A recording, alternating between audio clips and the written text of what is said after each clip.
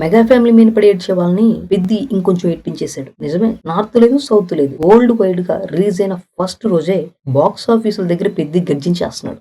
అక్షరాల cinema release అయిన first డేనే 135 కోట్లకు పైగా గ్రాస్ రాబట్టేశాడు. యాక్షన్, సెంటిమెంట్, ఎమోషన్స్, డాన్స్ ఇలా ప్రతి దాంట్లో కూడా చిరంజీవి గారిని మించిపోయేలాగా రామ్ చరణ్ గారు నటించేశారు. కాదండి, జీవించేశారు. తరాలకు ఒకసారి కనిపించే నటనతో నిజంగా తన మార్కేంటో చూపించేశారు. నేటి తరం యువత మర్చిపోయిన మల్లయోధులు కోడి రామ్మూర్తి గారిని మళ్ళీ గుర్తు చేసేశారు. వినోదాలు ఇచ్చే సినిమాలు ఎప్పుడూ వస్తుంటాయి, కానీ సందేశాలు ఇచ్చేటువంటి సినిమాలు చాలా అరుదుగా వస్తుంటాయి. ఆటలో గెలవడం కన్నా జీవితంలో గెలవడం ముఖ్యమంటూ ఇన్స్పిరేషనల్ సబ్జెక్టుతో పిఠాపురం ఎమ్మెల్యే గారి తాలూకా అయినటువంటి బుచ్చిబాబు గారైతే చిరంజీవి గారి కొడుకు చిరంజీవిని మించిపోయాడు అనేలాగా ఈ సబ్జెక్ట్ లో రామ్ చరణ్ గారిని ఇన్వాల్వ్ చేశారు. మొత్తానికి ఇప్పుడు ప్రపంచం చూపంతా పెద్ది వైపు, అదేనండి మన రామ్ చరణ్ గారి వైపు ఉంటే చాలా మందికి అజీర్తి చేసినట్లుంది. ఇలా విమర్శల మధ్య విజయాలు కొట్టడం మెగా ఫ్యామిలీకి కొత్తేం కాదులే.